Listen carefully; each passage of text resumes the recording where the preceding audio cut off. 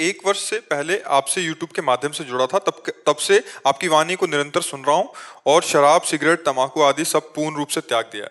महाराज जी, निरंतर नाम जप चलाने का प्रयत्न कर रहा हूँ, जिसमें थोड़ा सफल भी हो रहा हूँ। पर महाराज जी, आपके द्वारा बताई गई विधि से जैसा आप बताते हैं कि ऊपर की तरफ दांत के जॉइंट पर जिव्या लगाकर मन ही मन नाम चल रहा होता है और आंखों के सामने घर के मंदिर में नाम विराजमान है, उसको देखकर करता हूँ। मन में लिखकर भी हो रहा है, परंतु फिर भी ऐसा महसूस होता है कि मन बड़ी इन सब कृपा है। साधनों का कम समय में इतना लाभ ले लिए हो तो चुप रहो और धैर्यपूर्वक अभ्यास बढ़ाते रहो। कोई गलती ना हो तो आगे जो चाहत है वो पूरी हो जाएगी कि हमारा निरंतर भजन चलने लगे, हम आनंद में डूब जाएं, हमारी मंत्राकार वृत्ति, वो सब हो जाएगा।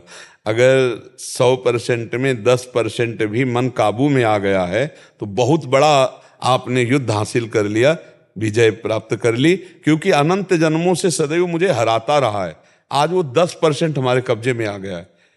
10% भजन में लगने लगा ना, बहुत बड़ी बात कर ली। धीरे धीरे परसेंट बढ़ाते चले जाइए। और ये इतना प्यारा मन है कि इसे जो पकड़ा दो पकड़ लेता है। जैसे अभी हमने विषय पकड़ाए संसार के, तो पकड़े ना, गंदे से गंदी बातें पकड़े। अब हम भजन पकड़ाएंगे तो पकड़ रहा है ना। जैसे आपने 10 मिनट भजन शुरू किया, अब उस 10 मिनट में कोई आपसे आकर बात करना चाहे तो आपको बुरा लगेगा कि यार 10 मिनट तो भजन करता हूं, कम से कम चैन से 10 मिनट भजन, मतलब मन 10 मिनट के लिए राजी हो गया। तो हम धीरे धीरे उसको समय से बढ़ाते राजी करते चले जाए। फावड़ा चलाते हुए, व्यापार करते हुए, नौकरी करते हुए, धीरे धीरे अंदर ही अंदर नाम जप कर रहे हैं, बाहर से शरीर से कर्म कर रहे हैं, बहुत बढ़िया भजन हो जाएगा। तो ये जो चल रहा है बहुत बढ़िया चल रहा है।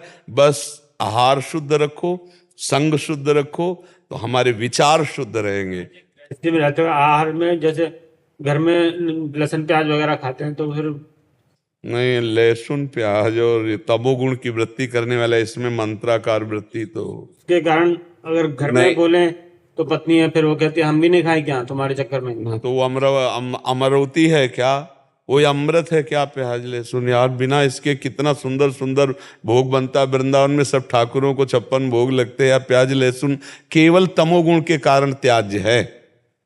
अच्छा, दुर्गंध नहीं आती? आती ना दुर्गंध। मतलब एक आदमी अगर प्याज लहसुन खा के ऐसे बात करे तो सामने से दुर्गंध आती है। कौन सा स्वाद है यार प्याज लहसुन? पता नहीं लोग कैसे प्याज लहसुन को इतना पसंद करते। तमोगुणी चीज है, उसमें कोई लाभ थोड़ी है, कोई लाभ नहीं है। लेकिन गुरुदेव आयुर्वेद में लहसुन का बहुत ही देखो, औषधि में संखिया का भी प्रयोग है, खाओगे मर जाओगे। अगर आयुर्वेद शोध करके वैद्य देता है तो वो हमारे लिए औषधि है। देखो, बहुत सी औषधियां दूषित पदार्थों से बनती है, लेकिन दूषित पदार्थ नहीं है, उसे हम औषधि बोलते हैं। हम औषधि पा रहे हैं, अच्छा औषधि के रूप में। तो औषधि के रूप में जैसे किसी का गठिया बात है, गठिया रोग है, तो लहसुन बड़ा काम करता है। आप उसको कैप्सूल की तरह ले जाओ, हमने देखा है। लेकिन चटनी और सब्जी और भोजन में नहीं डाल सकते।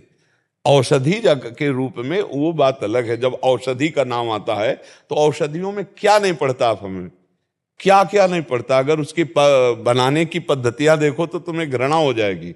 बहुत सी ऐसी औषधियां हैं जिनकी बना, अब आपके देखो संखिया जहर है ना, हाँ, दमा आदि बीमारियों में आयुर्वेद में शोध करके उसे दिया जाता है। सांप काटे तो जहर का इंजेक्शन लगाया जाता है, नहीं लगाया जाता। तो अब औषधि और ऐसे प्रयोग में देखो, विश्व ब्रह्मांड में 3 बातें हैं, सतोगुण, रजोगुण, तमोगुण। अब हमको भजन करने के लिए सात्विक वृत्ति चाहिए, निर्मल मति चाहिए, तो हमको रजोगुणी या तमोगुणी आहार त्यागना पड़ेगा। बस बात इतनी है, रजोगुणी तमोगुणी। अच्छा, वही जगह आलू होती है, वही जगह प्याज होता है, वही जगह मतलब गाजर होती है, वही जगह लहसुन होता है। खेती में अपने लोग किसान के तो सब देखा है, ये खेत है आलू का, ये खेत है प्याज लहसुन का, ऐसे खूब खेती होती है, बिल्कुल पवित्र भूमि में होती है। लेकिन वो तमोगुणी है, बस इस बात, वो केवल इसलिए कि तमोगुण पैदा होता है हमारे भजन में विरोधी, इसलिए उसे नहीं पाया जाता। तो अब लहसुन प्याज के बिना भी बढ़िया यार जीवन जिया जा सकता है, पूरी जिंदगी हो गई। तो अब ये कि जवान को जैसा आप स्वाद दे। अच्छा, तम्बाकू में कौन सा स्वाद है? जो नहीं खाते उनको पवा दो, उल्टी हो जाएगी, नहीं हो जाएगी?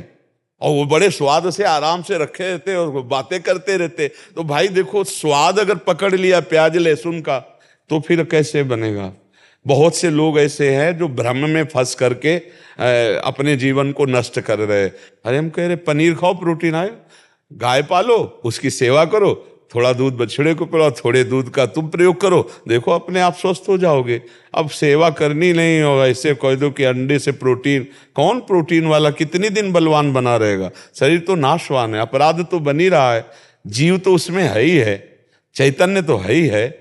अब देखो छोटे छोटे नहीं निकलते चूजा उसके, तो जीव नहीं उसमें।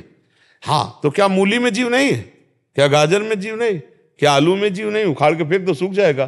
पर जीवे जीव हार, जीव बिना जीवे नहीं, जो जिसके लिए निर्धारित कर दिया गया। हम मनुष्य हैं, हमारे लिए निर्धारित किया गया सब्जी, फल, फ्रूट, अन्न विविध प्रकार के। राक्षसों के लिए वो राक्षसी भोजन है, हिंसक पशुओं के लिए वो भोजन, अपने लिए नहीं। तो अपने जब भगवत मार्ग में चल रहे हैं तो अपने को बचना चाहिए, समझाना चाहिए, पत्नी को समझाना चाहिए। और ना समझे तो फिर जहां तक हो, अगर नियमावली ले लो कि आप बनाओ सब्जी खाओ, हम सब्जी नहीं पाएंगे, हम नमक रोटी खाएंगे, भगवान का भजन करना, हम नमक रोटी खा के पूरी मेहनत, अभी सब ठीक हो जाएंगे। जब हम फिसल जाएंगे निष्ठा में तो सब फिसल जाएंगे। नहीं, हम नहीं पा सकते। हम नमक रोटी पा लेंगे, दही रोटी पा लेंगे, दूध रोटी पा लेंगे, लेकिन जिसमें प्याज पड़ा है, लहसुन पड़ा है, तो अलग बना के देने को तैयार है, वो कहते तुम्हारे लिए अलग बना। तो बढ़िया है, फिर क्या, अलग बनाओ खाओ, बढ़िया है भोजन। भजन करने के लिए थोड़ा सात्विक भाव तो चाहिए। भजन मार्ग में तो थोड़ा दुख सहना पड़ेगा, जबान को संभालना पड़ेगा। एक तुम खुद नहीं चाहते हो कि लहसुन की चटनी और प्याज वाली चौक वाली सब्जी के क्योंकि जो ऐसी पाता है, तो हम आपको बताए ना, चाहे जितनी बढ़िया दाल सब्जी हो, फिर उसकी जबान में अच्छा नहीं लगेगा, क्योंकि सादी एकदम सात्विक होती है। अब अपने लोग सात्विक सादा भोजन एकदम, तभी चिंतन बनेगा सात्विक। अब गंदा भोजन तो गंदा चिंतन, रजोगुणी भोजन तो काम आदि दोष उत्पन्न हो जाएंगे। हम जैसा खाते अन्न वैसा हमारा मन बनता है।